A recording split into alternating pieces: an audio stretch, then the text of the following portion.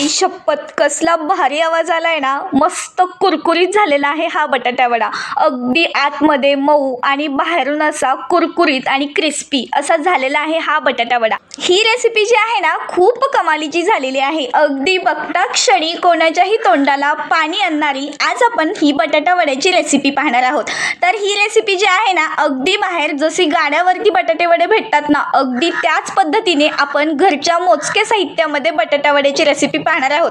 त्यामुळे व्हिडिओ नक्की शेवटपर्यंत बघा आणि व्हिडिओला एक लाईक जरूर करून घ्या आणि चॅनलवरती नवीन असाल तर नक्की सबस्क्राईब करा. चला रेसिपीला सुरुवात करूयात. तर मंडळी, रेसिपी आपली नेहमीप्रमाणे साधी आणि सोपी असल्यामुळे तुम्हाला ही रेसिपी नक्कीच आवडणार आहे. आणि ही जी रेसिपी आहे ना, अगदी घरगुती मोजक्या साहित्यामध्ये बनवून तयार होते आणि अगदी बाहेर जसे गाड्यावरती भेटतात ना बटाटे वडे, अगदी तसेच बटाटे वडे हे होतात बरं का. अगदी कमी साहित्यामध्ये, कुठलंही तुम्हाला जास्तीचं सामान लागणार नाही, अगदी कमी साहित्यामध्ये हा बटाटा वडा बनवून तयार होतो.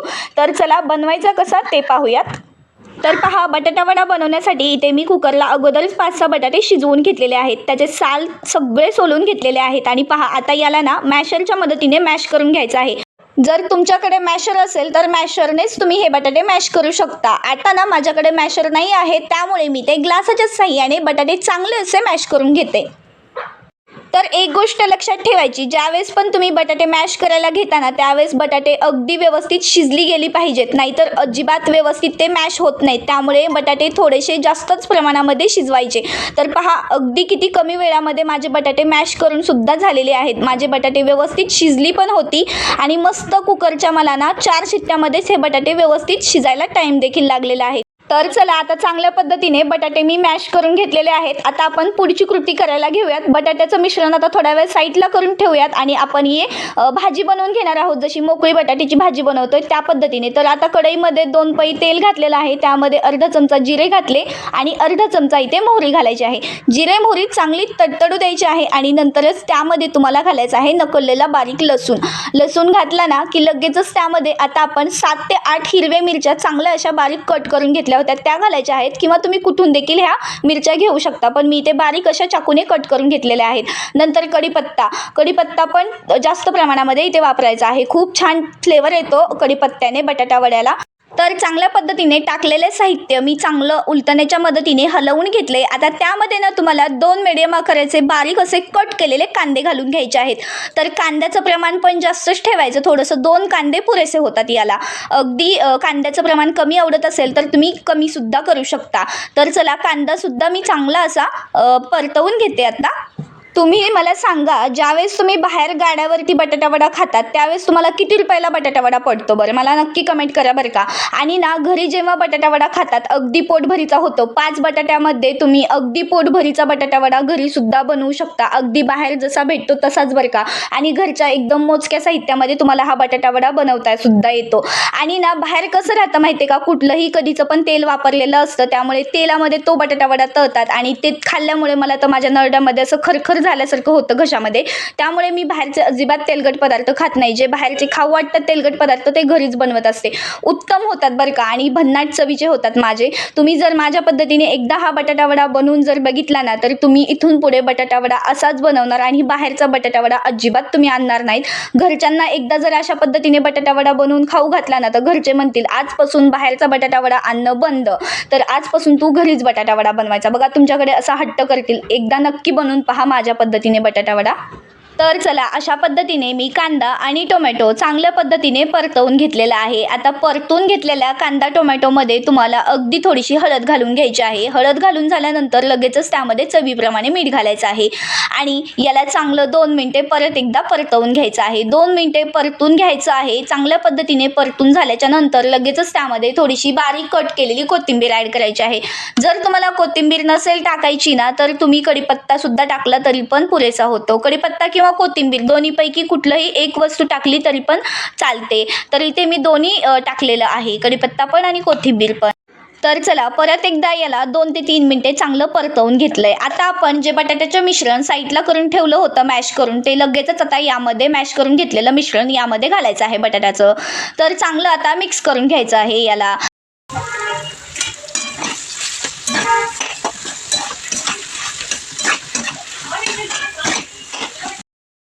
तर चला चांगल्या पद्धतीने हे मिश्रण मी बटाट्या वड्यासाठी तयार करून घेतलेलं आहे. तर चांगलं परतवून घेतलेलं आहे. आता यामध्ये तुम्हाला अगदी थोडीशी कोथिंबीर घालायची आहे वरून, थोडंसं छान दिसावं म्हणून. तर गॅस बंद करते आणि बटाट्याचं मिश्रण एका प्लेटमध्ये काढून घेते. प्लेटमध्ये मिश्रण काढून घेतलेलं आहे आणि थंड होण्यासाठी 10 मिनिटे साईडला करून ठेवूयात. तोपर्यंत आपण बटाटा वड्यासाठी पुढची प्रोसेस करूयात. तर आता वड्याचं मिश्रण तर झालेलं आहे बनवून. आता आपण वडे तळण्यासाठीचं मिश्रण बनवणार आहोत. त्यासाठी आता 1 वाटी डाळीचं पीठ घेतलेलं आहे आणि त्यामध्ये अर्धा चमचा हळद घालून घेतली आणि अर्धा चमचा मी लाल मिरची पावडर घेतलेली आहे.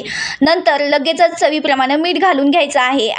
मीठ घालून झाल्यानंतर त्यामध्ये थोडासा ओवा घालायचा आहे कुस्करून बारीक असा मुठीने, आणि नंतर थोडीशी जिरे घालायचे आहेत आणि अगदी थोडीशी कोथिंबीर घालायची आहे. तर ना आता हे मिश्रण ना आपलं तयार झालेलं आहे. अगदी कुठलं साहित्य वापरायचं नाही आता यामध्ये. तर चांगल्या पद्धतीने पाणी घालून थोडं पाणी घालून हे मिश्रण एकजीव करून घ्यायचं आहे. गुठळ्या अजिबात ठेवायच्या नाहीत. सगळं एकसलग मिश्रण तुम्हाला फेटून राहायचं आहे. पहा व्हिडिओमध्ये दाखवते त्या पद्धतीने थोडं पाणी घालायचं आहे आणि हे मिश्रण हळूवारपणे फेटत राहायचं आहे. गाठी अजिबात ठेवायच्या नाहीत. गुटळ्या जर राहिल्या तर मग बटाटा वडा अजिबात चांगला बनणार नाही. त्यामुळे बघा एक सलग एकाच डायरेक्शनने तुम्हाला हे फेटत राहायचं आहे. जसं दाखवते त्या पद्धतीनेच प्रोसेस करायची आहे. तर पहा किती थोडं पाणी घालून मी हे प्रोसेस करून घेत आहे. तर चांगली मस्त गुटळ्या न ठेवता हे बॅटर मस्त असं एकजीव करून घेत आहे. तर जास्त हे बॅटर पातळही ठेवायचं नाही आणि जास्तच घट्टही ठेवायचं नाही. असं मीडियम असं दाखवते त्या पद्धतीने हे बॅटर तुम्हाला करून घ्यायचं आहे. तर पहा अशा पद्धतीने तुम्हाला हे बॅटर तयार करून घ्यायचं आहे. तर मला अजून थोडंसं पाणी कमी वाटतंय, तर त्यामध्ये अगदी थोडंसं मी किंचित पाणी घालते आणि चांगल्या पद्धतीने परत एकाच डायरेक्शनने हे बॅटर फेटून घेते. तर पहा बॅटरची सगळी प्रोसेस मी तुम्हाला दाखवलेली आहे. अजिबात व्हिडिओ स्किप केला नाही किंवा काही नाही. जसं व्हिडिओमध्ये मी जसं बनवलेत बटाटे वडे तसेच दाखवण्याचा प्रोसेस केलेली आहे मी. त्यामुळे अगदी व्हिडिओ शेवटपर्यंत पाहायचा आहे. तर पहा अजिबात गुठळ्या राहिलेल्या नाहीत. हे बॅटर मी याकरता दाखवलं आहे की तुमच्या लक्षात यावं की बटाटा वड्यासाठी बॅटर कसं लागतं. तर चला आपण जे बटाट्याचं पहिलं मिश्रण करून ठेवलं होतं ते मिश्रण आता गार झालेलं आहे, म्हणजेच थंड झालेलं आहे. तर चांगले त्याचे छोटे गोळे करून घ्यायचे आहेत. लय मोठे पण नाही आणि लय बारीकही नाही, मिडियम आकाराचे मी हे इथे गोळे करून घेतलेले आहेत. तर चला चांगल्या पद्धतीने सगळे बटाट्या वड्याचे माझे गोळे बनवून झालेले आहेत. इकडे मी मस्त बटाटे वडे बनवत आहे गरमागरम आणि तिकडे कावळे मस्त काव करत आहेत. तर चला अशा पद्धतीने मी चांगले बटाटे वड्याचे गोळे पण बनवून घेतलेत आणि तळण्यासाठीचं पण मिश्रण आपलं तयार झालेलं आहे. तर तळण्यासाठीच्या मिश्रणामध्ये बटाटा वडा बुडवायचा आणि चांगला तेलामध्ये अलगद हाताने सोडून द्यायचा. अलगद हाताने सोडायचा आहे. पोळायची शक्यता असते, चटके बसतात बरं का खूप. त्यामुळे अलगद हाताने हा बटाटा वडा तेलामध्ये सोडून द्यायचा आहे. तेल चांगलं तापलेलं असायला पाहिजे, तेव्हा छान क्रिस्पी बटाटा वडा होतो आणि कुरकुरीत पण होतं बरं का.